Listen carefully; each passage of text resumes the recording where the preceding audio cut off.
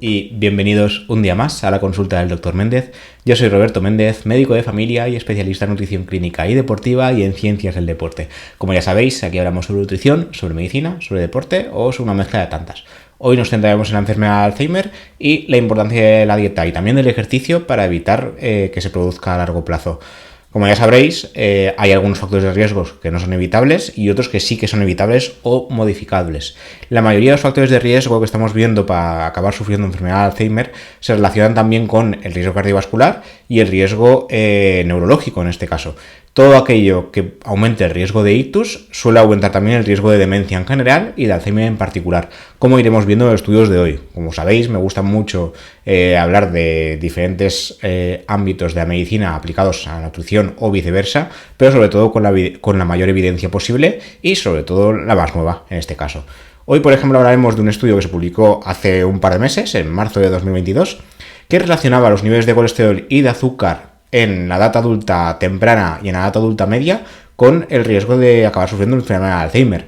En este caso se veía que a los 35 años ya había cierta correlación entre niveles de colesterol, triglicéridos y azúcar con aumento del riesgo de enfermedad de Alzheimer a largo plazo. Por un lado, lo que estudió el trabajo de investigación que se publicó en The Journal of the Alzheimer's Association fue los niveles de azúcar y enfermedad de Alzheimer a largo plazo sin tener por qué ser diabético, los niveles de colesterol a largo plazo y centrándose en colesterol bueno y colesterol malo, y también los triglicéridos.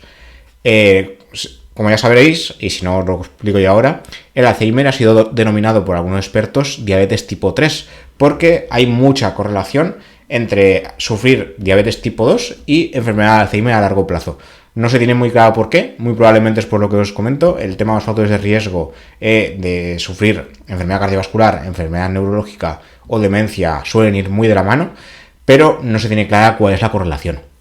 En este caso, en el trabajo, lo que se tuvo en cuenta fue los niveles de HDL o colesterol bueno, los niveles de LDL o colesterol malo, los niveles de triglicéridos y los niveles de azúcar. Y lo que se vio es que a menor nivel de colesterol HDL o colesterol bueno, mayor nivel de colesterol LDL, mayor nivel de triglicéridos y mayor nivel de azúcar, mayor riesgo de Alzheimer a largo plazo ya desde los 35 años.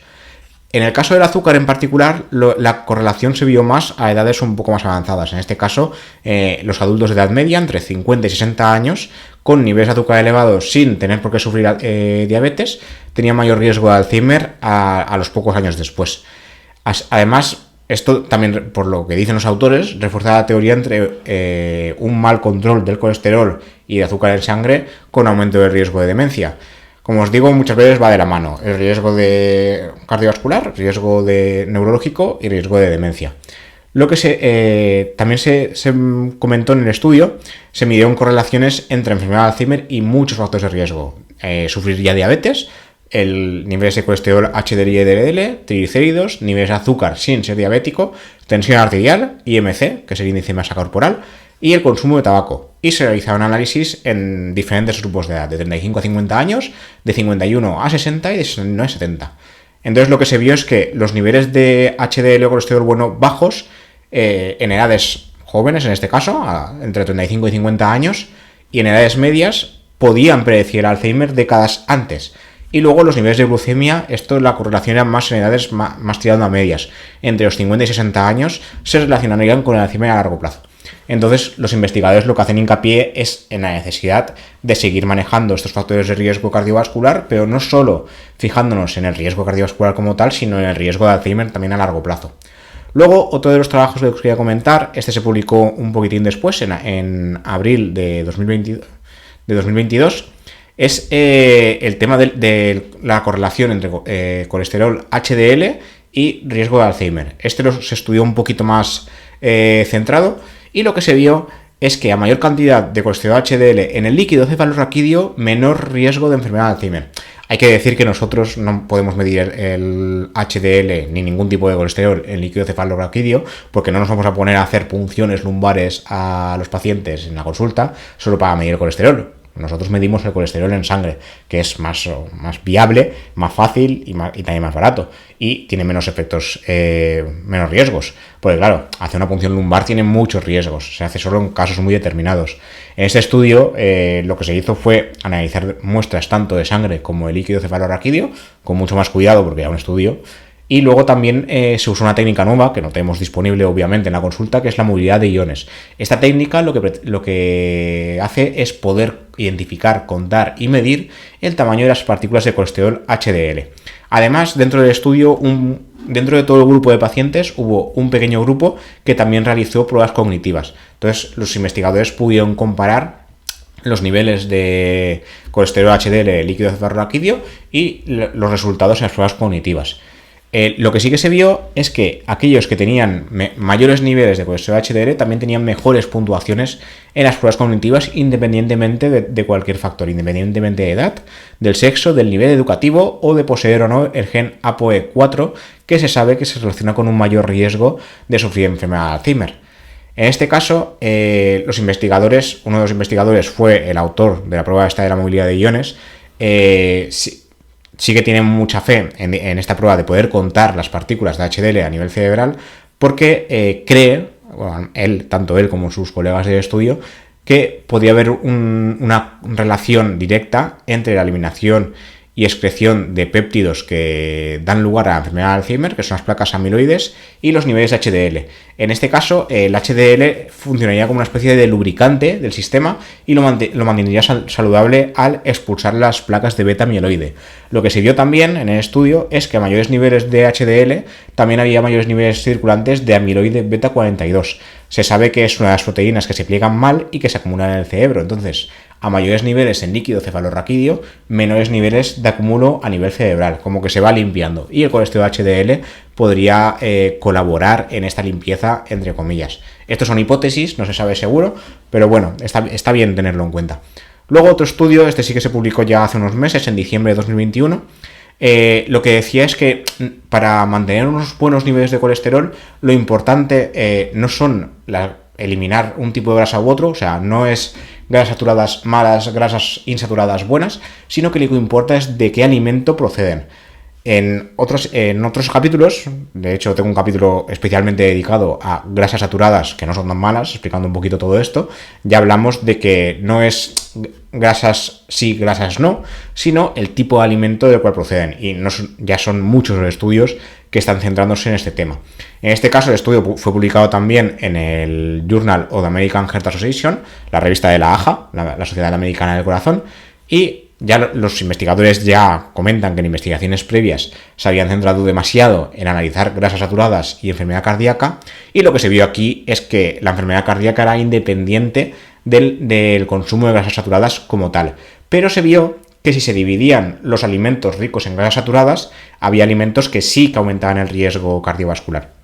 En este caso, los participantes que consumían más grasas saturadas procedentes de carnes rojas o mantequillas sí que tenían un mayor nivel de riesgo de enfermedad cardiovascular y, por tanto, mayor nivel de riesgo de enfermedad neurológica y de demencia. Pero los participantes que consumían grasas saturadas procedentes de queso, yogur y pescado tenían un menor riesgo de enfermedad cardiovascular, y se sabe justamente que el pescado, rico en omega 3, funciona como factor protector de la enfermedad neurológica y de la demencia en especial. Se sabe también, hay otros estudios, esto lo comentaremos en otro capítulo, pero que es mejor comer pescado que consumir suplementos de aceite de pescado. Esto es importante porque el mercado de los aceites de pescado en forma de suplemento está en el boom, pero lo que se ve es que es mejor alimento que suplemento. Esto como en prácticamente todo en la vida. En este caso también el problema, como dicen los investigadores, no serían las grasas saturadas como nutriente, sino el alimento del cual provienen. Los alimentos son mucho más que macro o micronutriente por separado. Entonces, cada macro y micronutriente tiene propiedades específicas, pero en conjunto son más. O sea, es lo que se llama sinergia en los alimentos. Un ejemplo sería en el queso y el yogur. Ambos son ricos en grasas saturadas, pero también son ricos en vitamina K2 y probióticos. Cada uno de estos micronutrientes tendría efectos diferentes a nivel de salud cardiovascular, mediante vías que interaccionan. Justamente las vitaminas K2 y probióticos reducen la inflamación corporal y ayudan a mantener el azúcar sanguíneo y los niveles de colesterol y de inflamación a raya, y las grasas saturadas se supone que no. pero dentro del mismo alimento parece que el bien gana al mal, entre comillas, ¿no? Luego, lo que dicen también los investigadores es que podría ser los tipos de ácidos grasos que componen las grasas saturadas. El ácido palmítico es el ejemplo más conocido y es más abundante en carnes rojas, que en quesos y en yogures. Lo importante, como dicen los investigadores al final, es que no sería uno u otro macronutriente, sino la combinación de todo en el mismo alimento. No solo la dieta es la culpable de la enfermedad cardiovascular, sino que existen muchos otros factores a tener en cuenta. Entonces, no solo son grasas, no solo es sedentarismo en este caso, no es solo consumo de tóxicos, sino que es el todo, el estilo de vida en general. En cuanto a dietas se refiere, eso sí, centrándose en el estudio como tal, los investigadores lo que aconsejan es limitar el consumo de carnes rojas y mantequillas, cuyos ácidos grasos parece que sí que aumentan el riesgo cardiovascular. Respecto al tema de las carnes, no sé si hemos dedicado algún capítulo, pero me parece que no. Los estudios cada vez más dicen que hay que consumir menos carne. No habría por qué dejarla totalmente, sí que hay expertos que abogan por ello. A nivel medioambiental sí que parece que esto sí que nos iría bien. A nivel de salud no habría por qué. Sí que se está viendo que las dietas más basadas en plantas son mejores. Pero si nos gusta la carne, yo por ejemplo en muchos capítulos os he dicho que creo que es imposible que la deje, pero sí que habría que priorizar las carnes más magras, en este caso la carne de ave, pavo, pollo, pato, son las mejores en este caso, y las carnes rojas puntualmente. Es mejor carne roja fresca que carne roja procesada, obviamente, y las carnes procesadas y ultraprocesadas, tipo salchichas, morcillas y demás, esto habría que limitarlo o eliminarlo de la dieta y priorizar carnes frescas, y si queremos carne roja, lo más fresca posible, pero priorizar sobre todo, carnes magras. Y luego ya para terminar, os quería comentar un estudio que se publicó hace muy poquito. De hecho, en el momento de grabar ese podcast, que es domingo, el estudio lo acabamos de publicar en el periódico, en español, y habla de los 3 signos que anuncian, entre comillas, que vamos a sufrir Alzheimer a largo plazo. Estos signos o factores de riesgo han ido cambiando durante el tiempo, hace solo 10 años eran diferentes, pero ahora se ha visto, según el estudio publicado en JAMA Neurology, que los actuales serían la falta de ejercicio, la obesidad y el bajo nivel educativo. Hace solo unos años la falta de ejercicio sí que se vio que había relación con aumento de riesgo de Alzheimer, pero también había otros 2, que eran la depresión y el consumo de tabaco, que se relacionaban todavía más con la enfermedad. Ahora estamos viendo que ha cambiado un poquito las tornas. No quiere decir que estos 2 factores, depresión y tabaquismo, no estén relacionados, pero no son los que más, no son los que mayor riesgo conllevarían en general para la población. Además, en el estudio lo que se hizo fue analizar datos médicos y encuestas de 378.000 adultos de Estados Unidos. Se ha visto que no todos los factores de riesgo son iguales para todos y que variarían por raza y origen étnico. Por ejemplo, los adultos de raza blanca, de raza negra y nativos americanos verían que la obesidad es su primer factor de riesgo para sufrir Alzheimer, mientras que la falta de ejercicio sería el mayor factor de riesgo para Alzheimer en personas americanas de origen asiático. Para finalizar, el bajo nivel educativo sería el principal factor de riesgo para sufrir Alzheimer en hispanoamericanos.